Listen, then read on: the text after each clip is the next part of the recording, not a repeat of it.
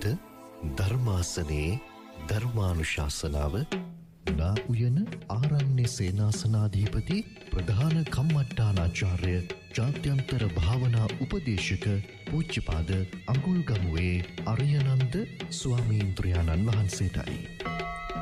නමෝ තස් භගවතු අරහතෝ සම්මා සම්බුද්දස්ස. නමෝ තස් භගවතු අරහතෝ සම්මා සම්බුද්දස්ස. නමෝ තස් භගවතු අරහතෝ සම්මා සම්බුද්දස්ස. ශ්‍රද්ධාවන්ත සත්පුරුෂ පින්වත්නි, අද දවසේ දේශනාව සඳහා පකින්නක වර්ගයට අදාළ වෛරයෙන් වෛරය දිගට ගෙන ගිය කාරණාවක් පාදක කරගෙන පාලි කියන යක්ෂණිය සහ තවත් මනුස්ස කාන්තාවක් අරමුණු කරගෙන භාග්‍යවතුන් වහන්සේ සවැත් නුවර දෙව්රම් වෙහෙරේ වැඩ වාසය කරමින් දේශනා කරන්නට යෙදුනා වූ ධර්ම දේශනාවක්. කුඩා ගාථාවක්. අනුන්ට දුක් දීලා සැපයක් බලාපොරොත්තු වුණාට එහින් ලැබෙන විපාක වාරය සැප වෙන්නේ නැහැ. ඒ දුක් දුන්න කාරණ නිසා දිගින් දිගට වෛරය හටගෙන අනාගතයේ දුකක් තමයි ලැබෙන්නේ. මේ කාරණාව පාදක කරගෙනයි භාග්‍යවතුන් වහන්සේ ධර්ම දේශනා කළේ. දේශනාවට කාරණා වුණේ අන් අයට හානි කරවේ. ඉතින් අපි අහලා තියෙනවා කාලි යක්ෂණියගේ කතාව. ඒ කතාව හා සම්බන්ධයි. සවැත් නුවර ප්‍රදේශයේ ඒ ආසන්න ටිකක් දුර ප්‍රදේශයක තිබුණා පණ්ඩුපුර කියලා ගමක්. සවැත් නුවර තමයි ප්‍රධාන නගරය. අර කුඩා ප්‍රදේශයේ ඉඳන් සමහර අය එනවා නගරයට යම් යම් කටයුතු කරගන්න. ඒ ගමේ හිටපු එක පිරිමි මහත්මයෙක් නගරයට ආවා තමන්ගේ ඥාති හිතවත් පිරිසක්ගේ සමීපේ ඉඳගෙන නගරේ ඉඳන් වැඩක් කරගන්න. එන අතරමඟදී එතමාට හමු වුණා මේ කැස්බෑ විතර වගේ.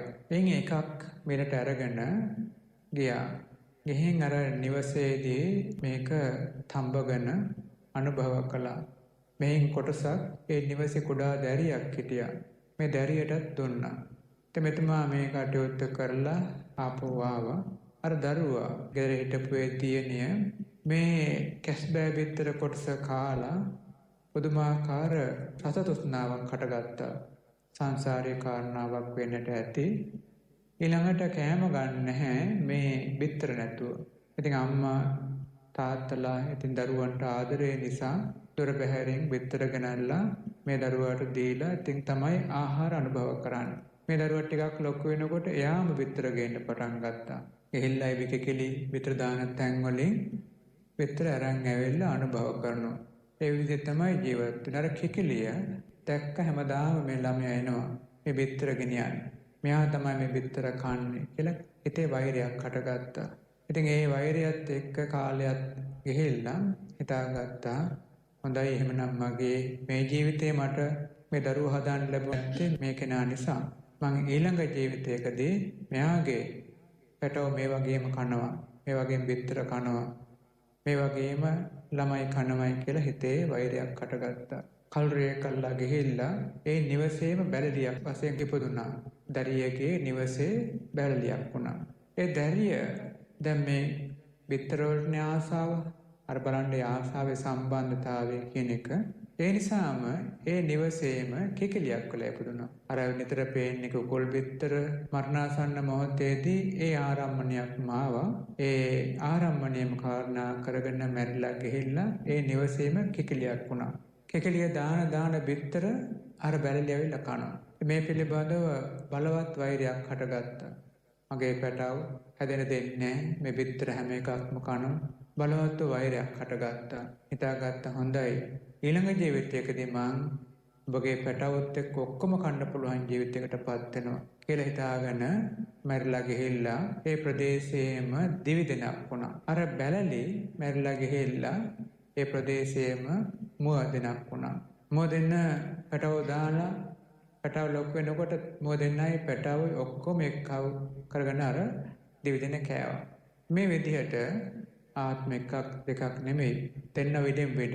අරයා මෙයාගේ පැටව කනවා. මෙයා අරයාගේ පැටව කනවා. මේ විදිහට වෛරය ආත්ම 500ක් දක්වා. ඉතින් අන්තිම ආත්මයේදී බුදුරජාණන් වහන්සේ සම්මුඛ වෙන ආත්මයේදී මේ අය සවැත් නුවරින් එක්තරා දුර ප්‍රදේශයක හිටියේ එක්කෙනෙක් මෙයාගේ එක්කෙනෙක් ගෙහි කාන්තාවක්. අනෙක් කෙනා යක්ෂ ගෝත්‍රික යක්ෂණියක්. මෙතුමියට වරම තියෙනවා. මොකද සසරේදී බැඳී වෛරය තියෙන නිසා වෛශ්‍රමණ දෙවිය රාජාගෙන් වරම තියෙනවා ගෙහින් ඒ දරුවෝ අනුභව කරා.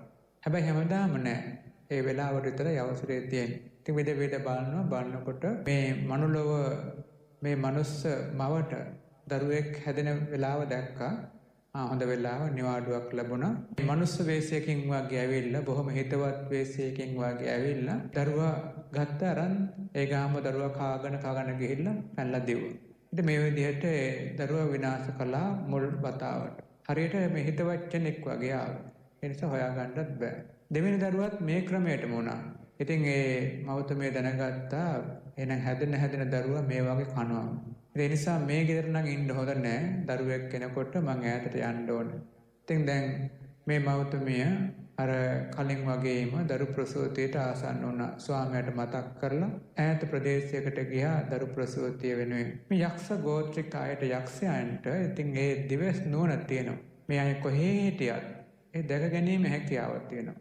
හරියට මේ දරුවා දැන් උප්පත්තිය ලැබලා එන්නකොට බැලුවා බලනකොට දැක්කත් අයත් දරුවෙක් ප්‍රසූත කරලා. හැබැයි දැන් ඉන්නේ ටිකක් දුර ප්‍රදේශයක සවැත් නුවරට ආසන්න ප්‍රදේශයක ඉන්නේ. එනමුත් යන්නට ඕනේ. මේ දරුවත් කන්නට ඕනේ. ඉතින් යාගේ සංසාරේ වෛරයනේ. දරුවයි කන්නට ඕනේ කියලා මෙහෙම හැඟීම පහළ වෙලා ආවා. අර වගේම මනුස්ස වේශයක් මවාගෙන ආවේ. අර මෞතුමිය දැක්කා. අර වගේම කෙනෙක් එනවා. ඈතදීම දැක්කා. දැකලා කිව්වා අනේ අර යක්ෂණිය ආයෙත් එනවා. මේ මගේ දරුවා කණ්ඩ මේ පාරණම් දෙන්නේ නැහැ කියලා දරුවා අරගෙන දුවන ගියේ සවැත් නුවර දෙවුරම් වෙහෙරට. ගිහිල්ලා ඇතුළට බුදුරජාණන් වහන්සේ සමීපයටම ගියා. ගිහිල්ලා මේ බුදුරජාණන් වහන්සේ සමීපයේම මේ දරුවා තිබ්බා. මේ යක්ෂණිය එතෙන් නිකන් එළවගෙන ආවා. හැබැයි ඇතුල් වෙන්න බැරි වුණා. ద్వාරයේ හිටියා. බුදුරජාණන් වහන්සේගේ ආඥා බලයට අන්නගේ කුසල ශක්ති බලයට ඇතුළට එන්න බැරි වුණා. දොරටුව ගාව නැවතුණා. ඒ වෙලාවේදී කාරණේ කිව්වා ස්වාමීනි භාග්‍යවතුන් වහන්සේ මගේ මේ දරුවා බේරලා දෙන්න. අර පිටිපස්සෙන් ආපු යක්ෂණිය මගේ දරුවා දෙන්නෙක්ම කෑවා. මේ දරුවත් දැන් කණ්ඩායි මේ ඇවිල්ලා තියෙන්නේ. මේ දරුවා බේරලා දෙන්න. ඒ වෙලාවේ බුදුරජාණන් වහන්සේ මේ හා සම්බන්ධ දේශනා දෙකක් තියෙනවා. කලින් වෛරය සංසන්දෙන්නේ නැති බව කරුණු පිළිබඳව දේශනා කළා. ඒකටම සම්බන්ධව තවත් දේශනාවක් මේ පකින්නක වර්ගයේ දේශනාවක් දේශනා කරලා තියෙනවා. වෛරය සංසිඳීම සම්බන්ධව පාදක කරලා වෛරය එක දිගට අනුගමනය කරන ආකාරය ජීවිතයක් හා සම්බන්ධ වුණා වෛරය දිගට ගමන් කරන ආකාරය පෙන්වුම් කරලා උදා ධර්මයක් දේශනා කළා. පරදුක්ඛෝපදානේන අත්තනෝ සුඛ මිච්ඡතේ වේර සංසක්ක සංසට්ඨෝ වේරාසෝන පරිමුච්ඡතේ. කුඩා දේශනාවක්. පරදුක්ඛෝපදානේන අත්තනෝ සුඛ මිච්ඡතේ. අනුන්ට දුක දීලා දුකෝපදවලා දීලා තමන් සැපයක් බලාපොරොත්තු වුණා. වේර සංසංග සංසට්ඨෝ වේරාසෝන පරිමුච්ඡතේ. එතෙමේ වෛරය සංසර්ගය මිශ්‍ර වූයේ වෛරයෙන් නොබෙදෙන්නේ. ඒ කියන්නේ ආ වෛරය හා සම්බන්ධව කටයුතු කරපු නිසා වෛරයෙන් අත මෙදෙන්නේ නැහැ. සැපයක් බලාපොරොත්තු වුණාට සැපයක් ලැබෙන්නේ නැහැ කියන කාරණාව භාග්‍යවතුන් වහන්සේ විස්තර කරලා දුන්නා.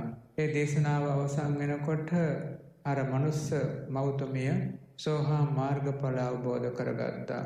ඒ යක්ෂණියටත් ධර්ම අවබෝධයක් ඇති වුණා. එතන මේ පංචශීලයේ පිළිටා ගත්තා. නැවත වෙන්නේ පාපයන් නොකරන අධිෂ්ඨාන පිටුවා ගත්තා.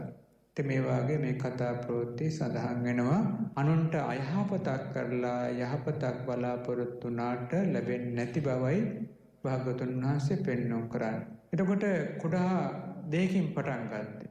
කුඩාම දෙයක්. ආරම්භයේ බලහම කුඩාම දෙයක්. අපිත් හිතනවා ඔය බිත්තරයක් කෑවට මොකද ඔය සුළු දෙයක් මොකද්ද කියන එක. ඒකට හොඳ උදාහරණයක් මේ බුදුරජාණන් වහන්සේ කාලේ. මේ උදාහරණය කුඩා දෙයකින් මේ ළමයා පටන් ගත්තේ ආසාව. ඉතින් Tamanට නිකන් ලැබිච්ච දෙයක්. ඒ ලැබිච්ච දේ ආසාව කාරණාව කරගෙන මේ ළමයාට ඒ ආසාව දිගින් දිගට වැඩි වුණා. නැවත නැවත අවශ්‍ය වුණා ඒ වගේ දේවල්. ඒ ජීවිතේ බිත්තර කෑව විතරයි කළේ. අනුන්ට හානියක් වෙන දෙයක් කළේ නැහැ. නමුත් ඊළඟ ජීවිතයේදී අර මේ දේ වෙන පැත්තට හැරුණා. බිත්තර කෑම නිසා ඇතිවෙච්ච ඒ වෛරය, අර කෙකෙලියට ඇතිවෙච්ච වෛරය එතම එහෙනම් පරිගන්න ඕනේ කියලා හිතුවෙල්ලක් ඇවිල්ලා ඒ නිවසේම බැලලිය වුණා. ඒතර ඒ බැලලිය කියන එක්කෙනා ඒ නිවසේ හිටපු ඒ දියණිය ගිහිල්ලා ඉතින් උප්පත්තිය ලැබුවේ කෙකෙලියක් වෙලා. ඒ කෙකෙලියගේ බිත්තර හැම එකක්ම කන්න පටන් ගත්තා. බලන්න මේක සම්බන්ධ වෙච්ච හැටි. මේ හරහා ආයි එතමියට ආයි වෛරයක් ආවා. ඒතර එයාගේ මොලෙන් වෛරය තිබුණේ නැහැ. මොලෙන් තිබුණේ බිත්තර කන්න විතරයි. දෙවනෝ දැන් එයාගේ කෙකෙලියක් වුණාන් පස්සේ වෛරය හටගත්තා. දැන් වෛරයෙන් අරයාගේ පැටව කන්න හිතක් පහළ වුණා. දෙවිදෙනක් වුණා. මේ විදිහට කුඩා දේ විශාල දෙයක් බවට පත් වෙන්න කාරණා වුණේ මේ අන් අයගේ මාංශ හෝ එහෙම නැත්නම් අන් අයගේ බිත්තර හෝ කණ්ඩ ගිහිලා තමයි මේ සිද්ධ වීම සිද්ධ වුණේ. මෙවැනි තවත් කතා තියෙනවා. අර බෝධිරාජ කුමාරයා කතාව වගේ තැන්වල භාගතුන් වහන්සේ පෙන්වුම් කරලා තියෙනවා. ඒත් කුරුළු බිත්තර කාලා යම් කාලයකදී රාජකුමාරයෙක් වෙලා දරුවෝ නැහැ. අන්න ඒ වගේ කතාත් මේ තැන්වල කියවෙනවා. ඒ නිසාවෙන් මේ සත්ත්ව මාංශය හෝ සත්‍යයන්ගේ මාංශයන්ගේ කොටසක් හෝ කියන එක ඒ සතාට තියෙන ප්‍රධාන දෙයක් නිසා ඒක අපේ වර්තමාන ජීවිතයට හානියක් නොවුනට සංසාර ගමනට හානියක් තියෙනවා. අපේ නාවිනේ ලොකු ස්වාමීන් වහන්සේ මේ කරුණ අපිට නිතර කියන්නේ ඒ කාරණා හින්දා. ස්වාමීන් වහන්සේ නැවත නැවත කියනවා මේ ජීවිතය අපි කවදාක්වත් සත්ත්වම ඝාතනය කරන්නේ නැත්. අපි හොඳ ජීවිතයක්. නමුත් අපි මේවාට ලොල් වීම කාරණාව හින්දා ඊළඟ ජීවිතවලදී මේ සත්ත්ව ඝාතන වලට ලක් වෙන්න අවස්ථාවේ යෙදෙන්න පුළුවන්. යෙදෙනවාම කියනවා නෙමෙයි. ඒ නිසාවෙන් ඒවට හුරු නොවේ ඉන්න එක හොඳයි කියන එක අපේ ලොකු ස්වාමීන් වහන්සේ නිතර අපිට අවවාද අනුශාසනා ලබා දෙනවා. ඉතින් ඒ කාරණාවෙන් අපිට හොඳට පැහැදිලි වෙනවා මේ කාරණාවෙන්. අපිට රස තෘෂ්ණාව මේ බිත්තරයෙන් හදලා දුන්නට ඊළඟට ඒ හරහා අපි නැවත නැවත මේවා කන්න තියෙන ආසාව පාදක කරගෙන එකක් තමයි ඒ දෙයට ආසාව වුණාම ඒ යෝනියට වැටෙනවා. දැන් බලන්න අර කිකිලි බිත්තරට ආසාව නිසා ඒ දරුවා කිකිලි යෝනියට වැටුණා. තිරසන් යෝනියට වැටුණ එක කාරණාවක්. ඔය දැන් නවීන විද්‍යාවෙන් ඒක ඔප්පු කරගෙන තියෙනවා. විද්‍යාවනොත් කියනවා දැන් සමහර අය නිතර හරක් මස් කනවා. එතකොට මේ ජීවිතේම හරක් ගතියනවා කියනවා. ඉතින් අපේ දහම අනුවත් එතකොට දැන් හරක් පේනවා, හරක් මස් පේනවා, මරණාසන්න මොහොතදත් මේ නිමිත්තක් මෙනවා. ඊළඟ හරක් යෝනියට එක්කව වෙනවා. අන්න ඒ වගේ ශක්තියක් තියෙනවා අපි ඒ දෙයට ලොල් වෙලා ඉඳීම. ඒ නිසා යමක් ඉඳලා හිටලා ලැබෙන එක වගේ නෙමෙයි මේ කියන්නේ ලොල් වීම ඊටාම අවධානමත් වෙනවා. මේ කතාවෙන් හොඳට පැහැදිලි වෙනවා මේ දරුවා මේ කෙකෙලි බිත්තරට ඕක නිතර මනසට සංඥාව ඇවිල්ලා ඒ කාරණාවම තමයි මැරිලා ගිහලා කෙකෙලියක් වෙලා උප්පත්තිය ලැබුවේ. ඒ වගේ මේ සංසාරයේදී දුක උපදවන්න කාරණාවක් වෙනවා අන් කෙනෙකුට හානියක් වෙන දෙයක් කළොත්. අන් කෙනෙකුට හෝ එයාගේ ජීවිතයට හෝ එයාගේ දරුවන්ට හෝ එයාගේ නිවසට හෝ ඒ දේපලට හෝ යමක් හානියක් කළොත් ඒ විපාක වාරයක් තියෙනවා. එතන මෙතනදී කර්මය පැහැදිලි කරගන්න හොඳ අවස්ථාවක්. කොහොමද මේ ආත්ම 500කට එහා දෙයක් මේ දිගෙන් දිගට ගලාගෙන ආවේ? කර්මය පැහැදිලි කරගන්න හොඳ අවස්ථාවක්. ඒතර අපේ ජීවිතයක් ගත්තාම ජීවිතයක ප්‍රධානම කොටස තමයි කර්මය කියන්නේ. නමුත් අපිට පේන්නේ මේ කර්මය කියන්නේ අපිට පේන්නේ නැතුණාට ප්‍රධානම කොටස තමයි කර්මය කියන්නේ.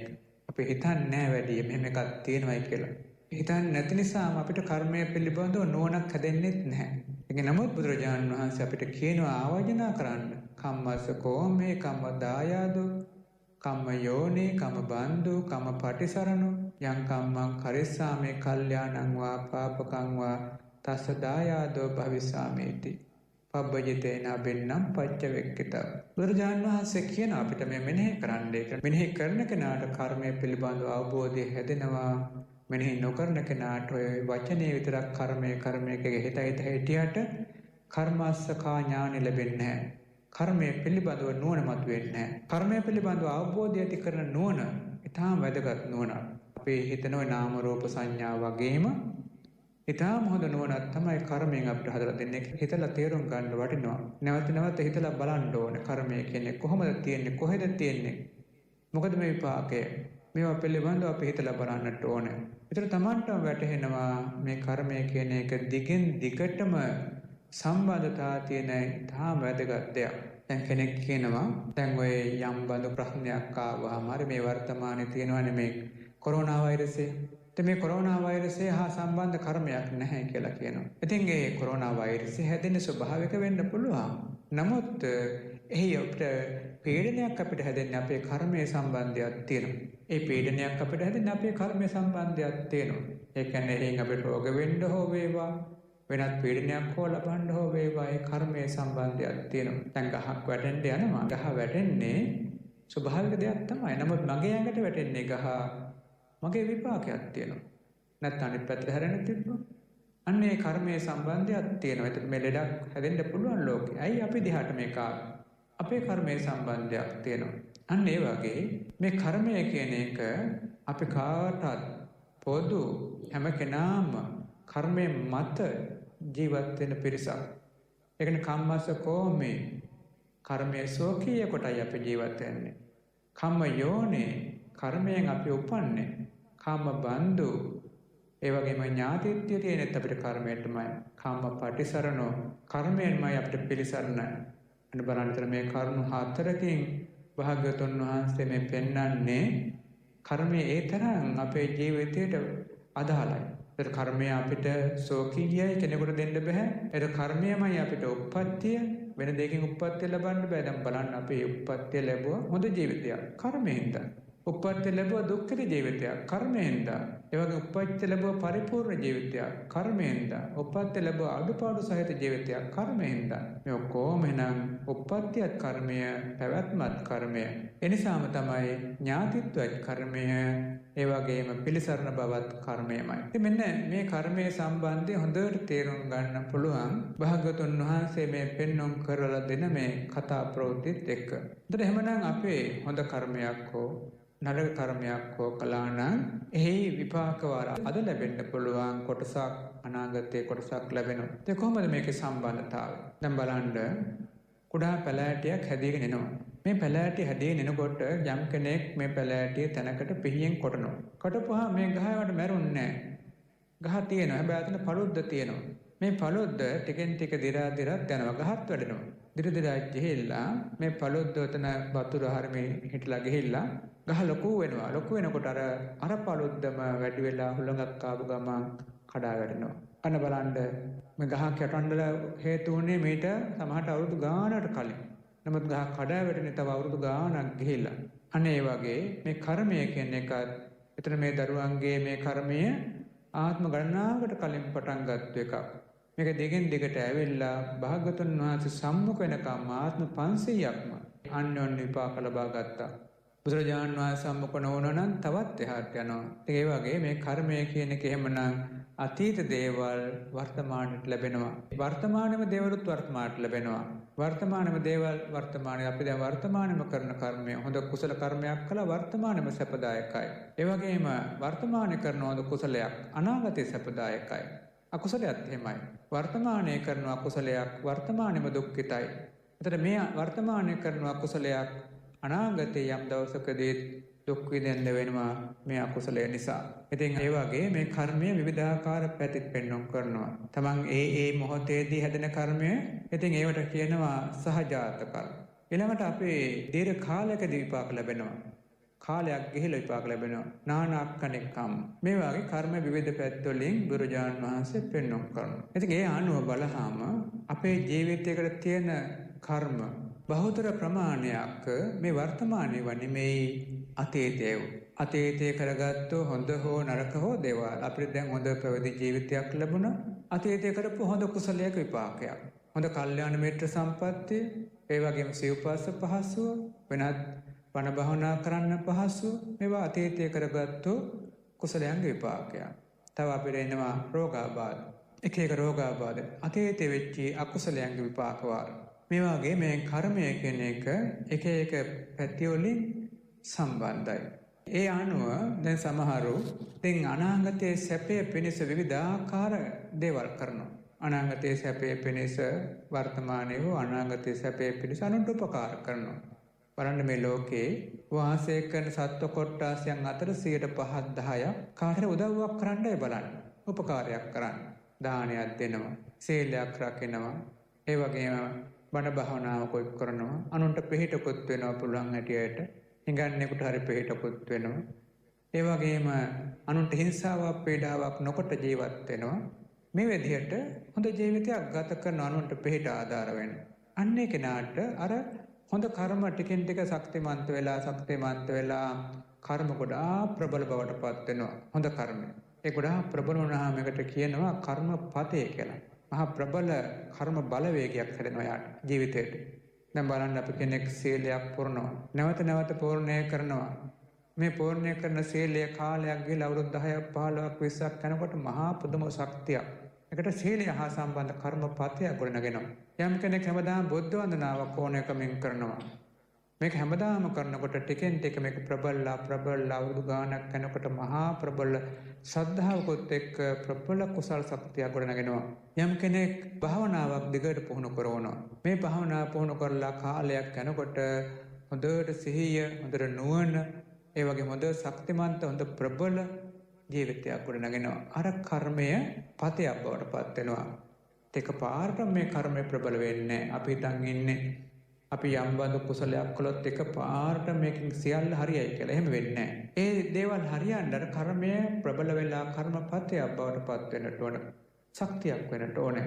ඒ දක්වාම දිගට කරගෙන යන්නට ඕනේ. සීලයෙන්, සමාධියෙන්, ප්‍රඥාවෙන්, ගුණ ධර්මයන්ගෙන්, අනුන්ට උපකාර කිරීමෙන් මේ වගේ හැම එකෙම ගුණයක් හැදෙනවා. පුළුවන් හැම මොහොතකම චුට්ටි උපකාරයක්. වැඩිහිටි ස්වාමීන් නමකට හෝ වේවා, සාමාන්‍ය නමකට හෝ වේවා, කමන්නේ කාටත් කුසලයේ තියෙනවා. පුංචි උපකාරයක් වතුර ටිකකින් හෝ වේවා, ඒ උපකාරයක් කරනවා කියන්නේ කුසලයක්. හැබැයි අපි බාධාවක් කරනවා කියන්නේ අකුසලයක්. අපි ගණන් ගන්න. ඔය කියන්නේ මොකද්ද ඔය ස්වාමීන් වහන්සේලා බොරුවනේ කරන්නේ? ගණන් ගන්න. අපි අකුසලයක් ඒක අපි ඒකනා යම් විදිහකින් නරක දෙයක් හිතුවත් නැතත් තමන්ගේ හිතපු නරක දේ තමන්ට අකුසලයක් වෙනවා. අකුසල විපාකයක් අනාගතේ හැදලා එනවා.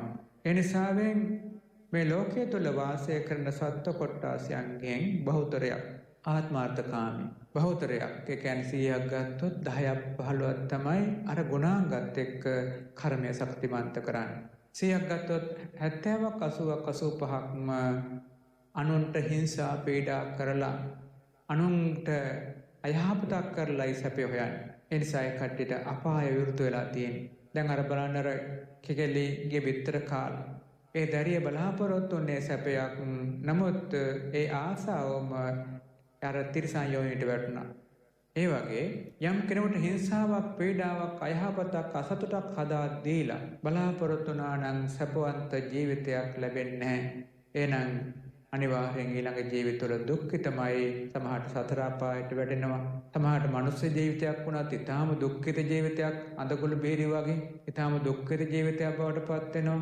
ඉතින් ඒ වගේම යම් කුඩා කුසල විපාකයකින් දිව්‍ය ලෝකෙට ගියත් අඩුපාඩු සහිත වෙනවා. විශාල අඩුපාඩු ප්‍රමාණයක් පවතිනවා. අන්න ඒ නිසාවෙන් ලෝකේ වාසය කරන බහුතරයක් දෙනා අනුන්ට හිංසා පීඩා කරලා තමයි සැප හොයන්න බලන්නේ. දැන් බලන්න ගෙයක් දොරක් හැදුවත්, ඒ වගේම ඉඩකඩමක් බෙදුවත්, ඒ හැම එකකින් බලාපොරොත්තු තමන්ගේ කොටස වැඩි කරගන්න. අනුන්ට මේකෙන් පරිත්‍යාගයක් කරලා මේකෙන් තමන්ගේ කුසලයක් හදන්න බලන්නේ නැහැ. නමුත් ඥානවන්තයා එහෙම නෙමෙයි. නෑ කමන්නේ මේක යාට දීලා හතුටෙන් ඉන්නවනේ. එයාට අපි දීලා අපි මේක කරමු. දැන් බලන්න ගොඩාක් පවුල් වල ගත්තොත් 100ක් පවුල් ගත්තොත් 90ක පවුල් වල මේ දේපල ප්‍රශ්න හැමෝටම හැදෙනවා. දේපල බෙදා ගන්න බැරුව. ඉතින් අයියට වැඩියෙන් දෙන්න බෑ, මට වැඩියෙන් ඕන. නංගිට වැඩියෙන් ඕන. මල්ලිට වැඩියෙන් ඕන. ඔය වගේ. මේ වගේ ප්‍රශ්න ගොඩාක් තැන්වල. ඉතින් මේ එක් තමන්ට ලැබෙන දෙයකින් සතුට වෙලා අනික් අයට වැඩි වුණාට කමන්නේ ඒක හොඳයි, හොඳ කෙනෙක්නේ. මෙහෙම හිතන්න පුළුවන් අය ඉන්නවා නම්, පවුල් තියෙනවා නම් ඊටාම අතලොස්සක් තමයි ලෝකේ තියෙන්නේ. බහුතරයක් අය තමන්ගේ කොටස වැඩි කරගන්න අන් අයට හිංසා පීඩා කරලා හරි වැඩි කරගන්න මේක තමයි බලන්නේ. මේ හරහා හැදෙන කර්මය තමයි මේ මොහොතේ සුළුයෙන් ඉන්න පුළුවන්. මේ මොහොතේ හරහා තමන්ස සුළුයෙන් සතුටක් ලබන්න පුළුවන්. ඒ වුණාට අනාගතයේ සමහරට කල්ප ගණනාවක් දුක්ඛිත තත්ත්වයක් හදාගන්න වෙනවා මේ කර්මය වැරදි ලෙස දියුණු කරගත්තාම. ත්‍රේ දුක්ඛිත කර්මය අනාගතයේ දුක් ලබලා දෙනවා. ඒ වගේම හොඳ කර්මය අනාගතයේ සැප හරලා දෙනවා. ඒ නිසා හැම වෙලේම තමන් කරන කියන හිතන දේ දිහා බලන්න. තමන් කරන කියන හිතන දේ හැම වෙලේම අනුන්ට යහපත පිණිස කරන්න. තමන්ට යහපත පිණිස කරන්න. හිතන්න, කියන්න. එතකොට තමන්ට එතන හොඳ කර්මයකුයි හැදෙන්නේ. නරක කර්ම තිබ්බනම් ගෙවිලා යනවා. ඒ විදිහට පුළුවන් තරම් මේ කර්මය පිළිබඳව තමන් තේරුම් අරගෙන ඒ කටයුතු කරන්න. එතකොට මෙතනදී ගැටලුවක් හැදෙනවා. කොහෙද මේ කර්මය තිබ්බේ? කොහොමද මේ කර්මය එතකොට මේ මෙච්චර දුර අරන් ආවේ? අපි දන්නවා ගිය ජීවිතයෙන් අපි මේ ජීවිතයට මැරලා එනකොට ගිය ජීවිතෙන් මොකක්වත් ගෙනාවේ නැහැ කියලා අපි දන්නවා. ඒ ජීවිතේ කාපු බීපුවා, ඒ ජීවිතේ තිබ්බ ශරීරය, ඒ ජීවිතේ තිබ්බ වස්තුව මොකක්වත් ගෙනලා නැහැ. කොහොමද මේ කර්මය එහෙනම් ආවේ? කර්මය කොහොමද මේකට සම්බන්ධ වුනේ? එතකොට මේ කර්මය කියන එක 아무තු ශක්ති විශේෂයක් වශයෙන් දිගට ආවද? එහෙම හිතුවොත් එහෙම එතකොට මේ කර්මය කියන එක සදාකාලික දෙයක් වෙනවා. කර්මය කියන එක දිගට පවතින එකක් වෙනවා. ඒත් භාග්‍යවතුන් වහන්සේගේ මේ අනිත්‍ය කියන න්‍යාය වැරදි වෙනවා. කර්මය කියන එක දිගට පවතිනවා. එහෙනම් අනිත්‍ය කියන න්‍යාය වැරදි වෙනවා. එතකොට ඒක එහෙම වෙන්න බෑ. දැන් තේරුම් ගන්න මේ කර්මය කියන එක එහෙම දිගට භාජනයක තැම්පත් වෙලා පවතිනවා වගේ, එහෙම නැත්නම් වෙනම තැනක එක්කව වෙලා ගොඩ ගහලා දිගට පවතිනවා වගේ එකක් නෙමෙයි කර්මය කියන එක. එක එක්කෙනා වටහා ගන්නත් ඇති කර්මය කියන එක තමන්ගේ වර්තමාන සිතුවිල්ලත් එක්ක පිළිහිටන මේ සිතුවිල්ලත් එක්ක පිළිහිටන ශක්ති විශේෂයක් කර්මය කියන එක. ඊළඟ සිතුවිල්ලට යනකොට ඊළඟ සිතුවිල්ලට මේ කර්මය පරිවර්තනය කරලා දෙනවා ඊළඟ සිතුවිල්ලට. ඊළඟ සිතුවිල්ලට යනකොට ඊළඟ සිතුවිල්ලට කර්මය හදලා පරිවර්තනය කරලා දෙනවා. අන්න ඒ වගේ හිතෙන් හිතට ගලපයි මේක ගෙනියන්නේ. ඒත් හැම වෙලේම කර්මය අලුත් වෙනවා. ඒ සිතුවිල්ලත් එක්ක කර්මය අලුත් වෙනවා. මේ සිතුවිල්ල හොඳ නම් කර්මය හොඳ පැත්තට බර වෙනවා. ඊළඟ සිතුවිල්ල නරක නම් කර්මය නරක පැත්තට බර වෙනවා. අන්න ඒ වගේ සිතුවිල්ලත් එක්ක චිත්තක්ෂණයත් එක්කයි මේ කර්මය හැම වෙලේම අලුත් වෙන්නේ. මේක තියෙන එකක් නෙමෙයි, ස්ථාවර එකක් නෙමෙයි. මේකත් වෙනස් වෙවි ගමන් කරන ශක්ති විශේෂයක්. දැන් අපි අහලා තියෙනවා විඥානය හිත පහළ වෙනවා. මේ හිත පහළ වෙනකොට හිතත් එක්ක නාම ධර්ම, චෛතසික ධර්ම විශාල ප්‍රමාණයක් පහළ වෙනවා. නාම ධර්ම අපි දන්නවා 52ක් තියෙනවානේ චෛතසික. මේ 52කින් කොටසක් මේ සිතත් එක්ක පහළ වෙනවා. දැන් සිත එක්ක අපේ කුසල හිතක් නම් 33ක් 34ක් පහළ වෙන්න පුළුවන්. ඒ නාම ධර්ම ටික හිත පහළනකොට නාම ධර්ම ටිකක් පහළ වෙනවා. ඊළඟ හිතට යනකොට ඊළඟ හිතටත් නාම ධර්ම වෙනස් වෙනවා. ඊළඟ හිතට යනකොට ඒකත් නාම ධර්ම වෙනස් වෙනවා. අන්න ඒ වගේ මේ සිතක් නාම ධර්මත් කර්මයක් කියන එක මේ තුන එකට වැඩ කරන්නේ. එතනදී චෛතසික ධර්මයත් එක්ක කර්මයකට වැඩ කරනවා. කොහොමද? කර්මය සම්බන්ධතාවයේ තියෙන චේතනාවට. අපි අහලා තියෙනවනේ චේතනාහම් භික්ඛවේ කම්මං වදාමි කියලා. එතන මේ කර්මය කියලා කියන්නේ චේතනාව. ඒ චේතනාව කියන චෛතසිකයත් එක්ක කර්මයේ සම්බන්ධතාවය ක්‍රියාත්මක වෙනවා. එතන හිත චෛතසික ධර්මතා ටික කර්මය. කර්මයට එතකොට එමනම් චේතනාව. ඔන්න මේ කර්ම ටික එකටයි ඊළඟ හිතට නිරුද්ධ වෙලා යන්නේ. මේ හිතෙන් ඊළඟ හිත නිරුද්ධ වෙනවා කියලා කියනකොට මේ කර්ම ටික ආයෙත් හැදිලා. මේක හිතෙන් හිතට ගලප යනවා. අවුරුදු 100ක් යනවා කියලා කියන්නේ මේ විදිහට ගැලපිලා. දැන් බලන්න අපි මේ වර්තමානයේ අපේ හදවත වැඩ කරනවනේ. අපි වැඩ කරන්නේ මේ අතීතයේ වැඩ කරපු හින්දා. අපේ උප්පත්තේ ඒ හදවත වැඩ කරන්න පටන් ගත්තා. හදවත එක මොහොතක් නැර දිගින් දිගට වැඩ කරලා ඊළඟ එකට වැඩ කර ශක්තිය දිදී ආවා. ඒ නිසා වර්තමානයේ හදවත වැඩ කරන අපි කියන heart beat කියලා නැත්නම් මේ ස්පන්දනය වැඩ කරනවා. ඊළඟ ස්පන්දනයට මේක හයියක් වෙනවා. ඊළඟ ස්පන්දනයට නම් මේ වගේ ජීවිතය අවසන් වෙනකම් මේ කෘත්‍ය අඛණ්ඩව කරනවා. ඒ විදිහටම තමයි කර්මය කියන එකත් යම් කෙනෙක් උප්පත්තිය ලැබුවා නම් උප්පත්තිය ලැබු දවසේ ඉඳන් මරණය දක්වාම අඛණ්ඩව මේ කර්මය ක්‍රියාත්මකයි. ඒක කොහොමද ඊළඟ ජීවිතයට මේක සම්බන්ධ වෙන්නේ? මේ කර්මය කියන එක. ජීවිතයෙන් ජීවිත සම්බන්ධතාවයක් තියෙන්න එපා. ඒ ජීවිතේ ඔක්කොම ටික අපි දන්නවා කය නැති වුණා. වස්තුන් දේපොළ වල ඔක්කොම අයින් වුණා. කොහොමද මේක සම්බන්ධ වුනේ? සම්බන්ධතාවය තමයි විඥානය. මුල් සම්බන්ධතාවය විඥානය. ඒ විඥානයත් එක්ක නාම ධර්ම ටික, ඒ නාම ධර්ම ටිකත් එක්ක කර්මය, කර්ම බලවේගයත් එක්ක තමයි එහෙමනම් ඊළඟ ජීවිතයේ හටගන්නේ. ඊළඟ ජීවිතයේ හටගැන්ම මේ විඥාණයෙන් පමණක්ම වෙනව නෙමෙයි. අපි කියන්නේ අවිද්‍යාව පත්‍ය සංඛාර, සංඛාර පත්‍ය විඥාන කියලා කියන්නේ. ඒත් අපි හිතන්නේ මේ විඥාණයෙන් පමණක්මයි කියලා. නමුත් විඥාණය ප්‍රධාන කරගන්නවා. විඥාණයත් එක්ක මේ කර්ම ශක්තිය අනිවාර්යෙන් පිළිටනවා. කර්ම ශක්තිය මේ ජීවිතයේ ශක්තිය අතෙන්ද බලයක් බවට පත් වෙනවා. මෙතන තිබ්බෝ විඥානයේ මෙතන තිබ්බෝ නාම ටික ඊළඟ ජීවිතයට එතන පහළ වෙනවා. පහළ වෙනකොට ඒ අනුසාරයෙන් පහළ වෙනකොට අර ගේ ජීවිතයේ තිබ්බෝ කර්ම ශක්තිය අනුසාරයත් මෙතන පහළ වෙනවා. ඒ කර්මයේ අනුසාරයත් අලුත් ජීවිතයට පහළ වෙනවා. ඒතර විඥානය විතරක් වුණා නෙමෙයි. විඥානයත් එක්ක ඊළඟට නාම රූප පහළ වෙනවා. ඒකම අර කර්ම ශක්තියත් මෙතන පහළ වෙනවා. මේ ඔක්කොම එකට සම්බන්ධයි. ඒ නිසානේ කෙනෙක් ප්‍රසන්න ලැබනකොටම එයාගේ ස්වභාවය වෙනස්. කෙනෙක් මහා ප්‍රභාස්වර ජීවිතයක්. දැන් ඒක උදාහරණයක් බලන්න. අපේ මහා බෝසතාණන් වහන්සේ දෙව්ලොව ඉඳන් මනුලොවට මේ ප්‍රසන්න ගත්තා. ඒතර ප්‍රසන්න ගන්න එන ස්වභාවයම මෞතුමිය සාල වෙනසක්. ප්‍රසන්න ගත්තු ආකාරය රාත්‍රී හීනෙන් පෙවුණා. සුදු පැටවෙක් තමන්ගේ යහන වටේ කරකලා මව කුසට රිංගගත්තා. මේ වගේ කතාවක්. ඉතින් ඒ වගේ සංඥාවකින් තේරුම් ගත්තා මේ සුවිශේෂිත කෙනෙක් තම ප්‍රසන්නය ලැබුවේ. ඉතින් පිය මහරජතුමා දැනගත්ත විශේෂිත කෙනෙක් මොකද බ්‍රාහ්මණවරු හිටියා. එයාගේ ශාස්ත්‍රාණු විශේෂිත කෙනෙක් ආරක්ෂාව සලසා දුන්නා. ඒකම මේ දරුවා ඉතින් හොඳට පෝෂණය වෙලා මව කුසේදී පෝෂණය වෙලා මෙලොවට ප්‍රසන්නය ලැබුවේ. විශේෂිත ක්‍රමයකට. සාමාන්‍ය අය වගේ නෙමෙයි. සාමාන්‍ය අය නම් ප්‍රසන්නය ගන්නකොට ඉතින් ඒ වෛද්‍යවරුන්ගේ අතට හරි නැත්නම් එහෙම නැත්නම් සාතු සේවකයන් අතට තමයි ලැබෙන්නේ. මේක එහෙම නෙමෙයි. විශේෂිත ක්‍රමයක සක්දේව රජතුමාගේ මහා බ්‍රහ්මයාගේ සම්බන්ධතාවයෙන් තමයි මේ දරුවා පිළිගත්තේ. ඒ ගත්තට ඒ අයට අල්ල ගන්න බැරුණා. එයාගේ තතිනුත් ලෙස්සලා හිමීතරෙන් ගියේ පොළොවට, මහ පොළොවට. මහ පොළොවට ගිහිල්ලා මෙන්න අඩියතල ඇවිදින්න ගත්තා.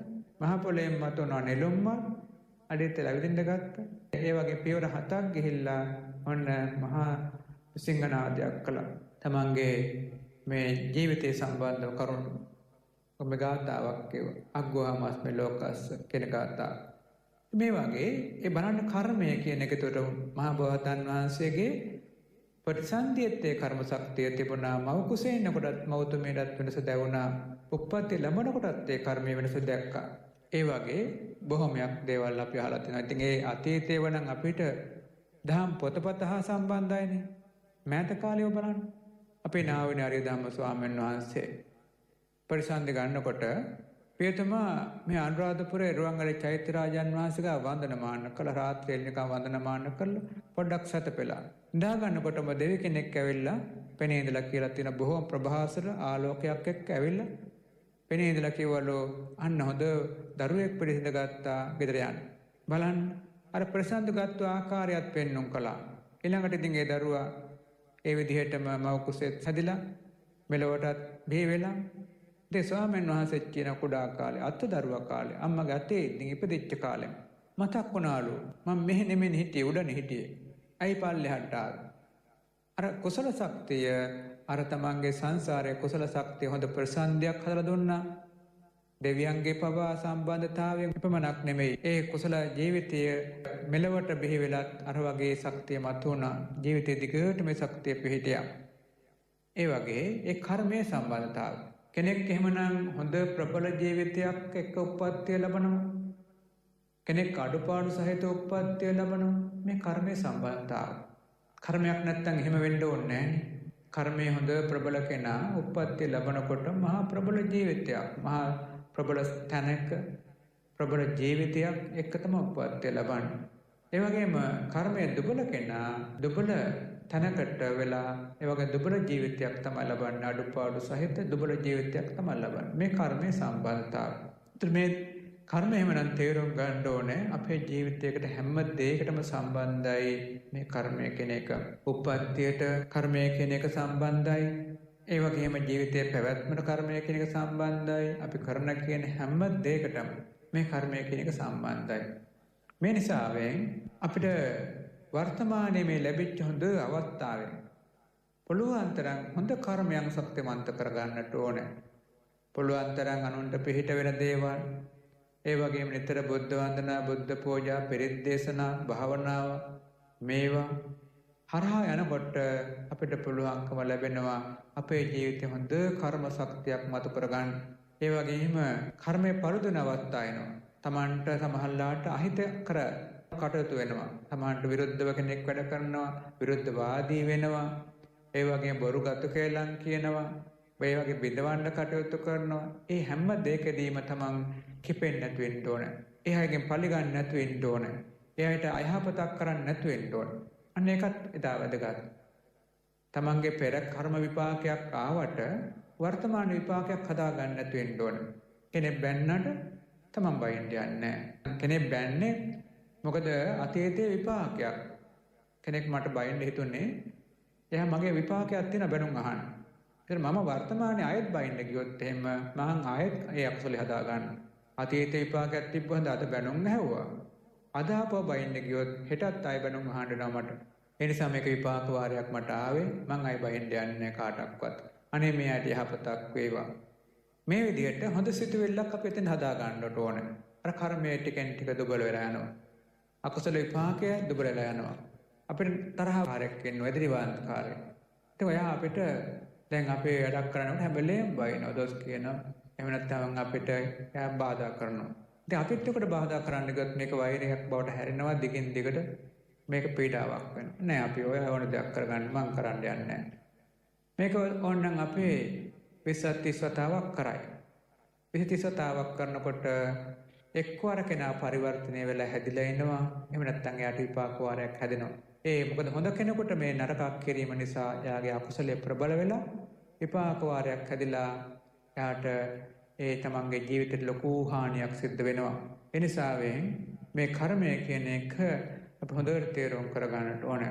සමහරවිට ඉතින් අපිත් සාසනික වැඩ කරනකොට අයියා දේවල් තියෙනවා විවේචන අරම එක එක එන්න පුළුවන්. හැබැයි අපි එකක දේවල් එයාට විරුද්ධ වැඩ කරන්න යන්නෙත් නෑ, විවේචනය කරන්න යන්නෙත් නෑ, පෙන්වන්න යන්නෙත් නෑ, වෛරයක් හදාගන්නෙත් නෑ. අපි හැමෝටම එක සමාන මෛත්‍රියකින් වාසය කරනවා.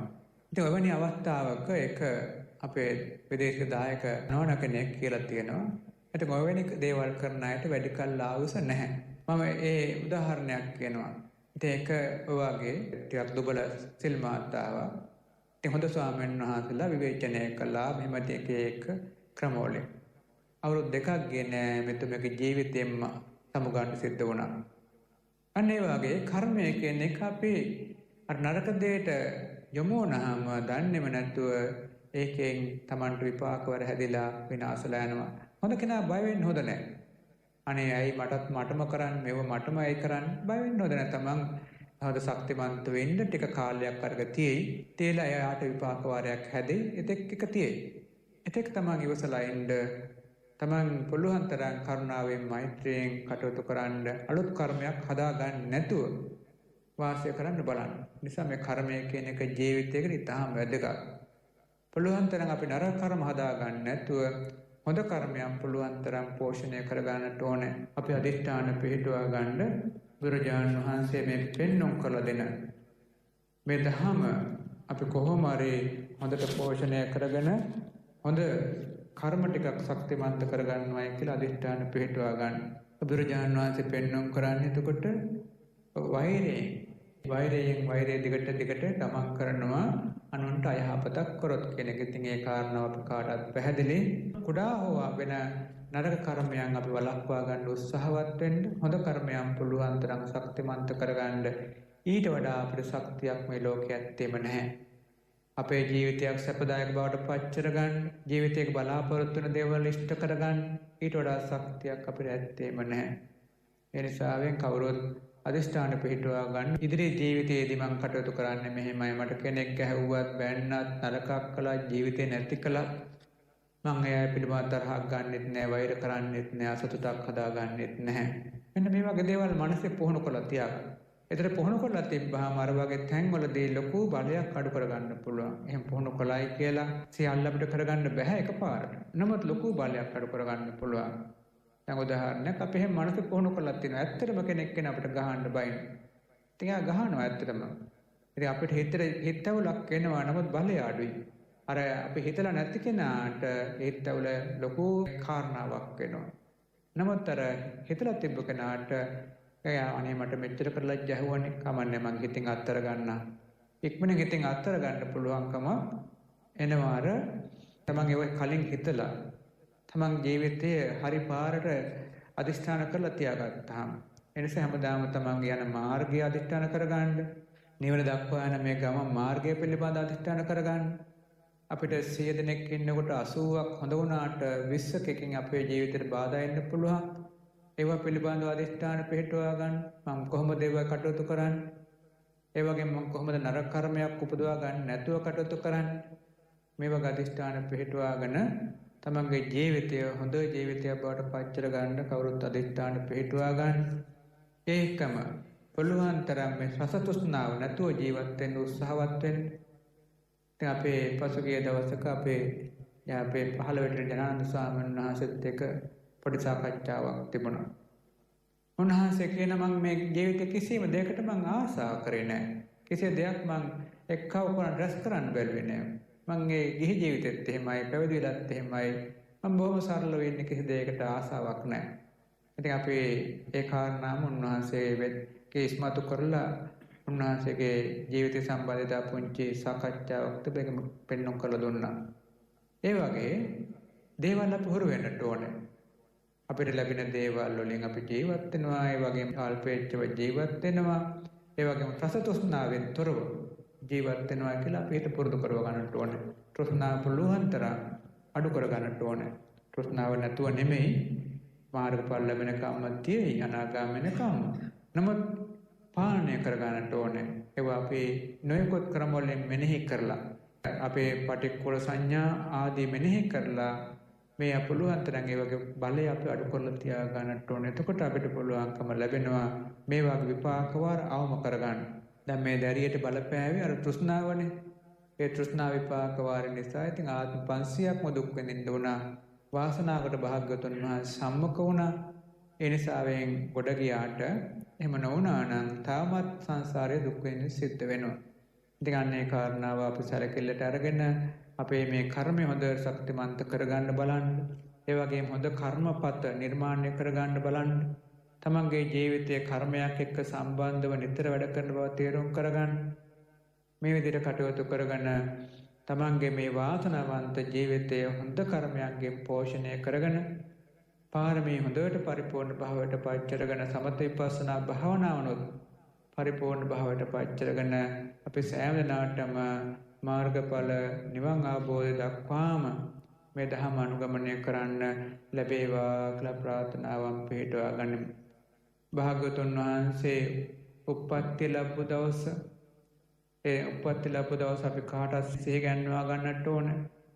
බුදුරජාන් වහන්සේ උප්පත්ති ලැබුවේ සාමාන්‍ය උප්පත්තියක් වශයෙන් නෙමෙයි නිලුම් මල් 7ක් තමයි පිළිගත්තේ. ඒ විදිහට තමයි බුදුරජාන් වහන්සේ බෝසතාණන් වහන්සේට උප්පත්ති ලැබුවේ. බුද්ධත්වය අපි සිහි ගන්නවා ගන්නට ඕන. බුද්ධත්වයේ කියන එක උන්වහන්සේ අවුරුදු 6ක් මහා දුෂ්කර ක්‍රියාවක් කරලා බෝධි මණ්ඩලයට වැඩම කොට එහිදී මාර පරාජය කොට හිමිදිරි පාන්දර තමයි ලෝතර බුද්ධත්වයට පත් උනේ. බෝධියට මුණ දීලා තමන්ගේ නේත්‍රා යෝගයෙන් පිය ගහන්න නැතුව සමාපත්තිය සමවැදුණා. අනිමෙස ලෝසන පූජා. ඒ වගේ බුද්ධ කෘත්‍ය ආරම්භ වුණා. ඊළඟට අවුරුදු 45ක්ම බුද්ධ කෘත්‍ය පරිපූර්ණව සිද්ධ කොට පරිනිර්වාණයට පත් වුණේ. ඉතින් මෙන්න මේ කරුණොත් අපි හිතට ආවර්ජනා කරගෙන අදිෂ්ඨාන පිහිටුවා ගනිමු. අපේ සෑම දිනාගේම ජීවිත මේ ගුණාංගයන්ගෙන් තව තවත් ශක්තිමන්ත භාවයට පත් වේවා. සමත විපස්සනා භාවනාවන සියල්ලක් පරිපූර්ණ බවට පත් කර ගන්න ලැබේවා. හැම දිනාටම මාර්ගඵල නිවන් අවබෝධ කරගන්නත් ලැබේවා කියලා ප්‍රාර්ථනාවන් පිටුවා ගනිමු. ඒකම අපි රැස් කරගන්නා ලද කුසල කර්මයන් ඉතින් මේ භාග්‍යවතුන් වහන්සේගේ දහම අනුගමනය කරන සියලුම මහා සංඝරත්නයටත් සියලුම දායක පින්වතුන්ටත් ඒ වගේම සියලුම දෙවි රාජවරුන්ටත් සියලු බ්‍රහ්ම රාජවරුන්ටත් සියලු සත්ත්ව ප්‍රජාවටත් ඒ ධර්ම අනුගමනය කරන හැම දිනාටම මේ කුසල ශක්තිය අනුමෝදන් වෙන්න ලැබේවා. හැම දිනාටම තම තමන්ගේ ජීවිතය තුළින් මේ ධර්ම පෝෂණය කරගෙන පාරමී පුරාගෙන නිවන් දකින්න ලැබේවා කියලා පින් අනුමෝදනාවන් සිද්ධ කරමු. ඒ වගේම අවේචී පටන් භවග්ග දක්වා වාසය කරන සියලු සත්ත්ව ප්‍රජාවටත් ඒ වගේම අපිට නොයෙකුත් ආකාරයෙන් මේ ශාසනය කටයුතු වලින් උපකාර කරන දිව්‍ය රාජ මණ්ඩලයටත් මේ පුණ්‍ය කර්මයකසේ අනුමෝදන් වෙන්න ලැබේවා. හැම දිනාටම පහසෙන් පාරමී පුරාගෙන නිවන් දකින්න ලැබේවා කියලා පින් අනුමෝදනා කරමු. ඒකම අපේ ආචාර්ය උපාධ්‍යාය ගරු කටයුතු මහින්පාන් වහන්සේලාට මේ කුසල ධර්මතාවයන් ලෝතර බුද්ධත්ව අවබෝධයේ පිණසම උපකාර වේවා කියන පුණ්‍ය චේතනා පහල කරගෙන පින් අනුමෝදන් කරමු. ආකාසට්ඨා ච බුම්මට්ඨා දේවා නාග මහිද්దికා පුඤ්ඤන්තං අනුමෝදිත්වා චිරං රක්칸තු ලෝක සාසනං. ආකාසට්ඨා ච බුම්මට්ඨා දේවා නාග මහිද්దికා පුඤ්ඤන්තං අනුමෝදිත්වා චිරං රක්칸තු ලෝක සාසනං. ආකාසට්ඨා ච බුම්මට්ඨා දේවා නාග මහිද්దికා පුඤ්ඤන්තං අනුමෝදිත්වා චිරං රක්칸තු ලෝක සාසනං. තේ ධර්ම ශ්‍රවණය කළ කුසලානුභව බලයෙන් මේ පින්වත් සැමට මේ ජීවිත වාසනාවන්ත වේවා. උපනපන් භවයක් පාසා වාසනාවන්ත ජීවිත ලැබේවා. සෝසේ පාරමී පුරාගන් සෝසේ මාර්ගඵල නිවන් අවබෝධ කරගන්න ලැබේවා කියලා අපි ආශිර්වාද කරනවා. හැම දිනාටම තෙරුවන් සරණයි. ධර්මාසනයට වැඩම කොට වදාළ නා වූ ආරණ්‍ය සේනාසනාධිපති ප්‍රධාන කම්මට්ටානාචාර්ය ජාත්‍යන්තර භාවනා උපදේශක පූජ්‍යපාද අඟුල්ගමුවේ අරියනන්ද ස්වාමීන්ද්‍රයාණන් වහන්සේට නිදුක් නිරෝගී සුව ලැබේවා.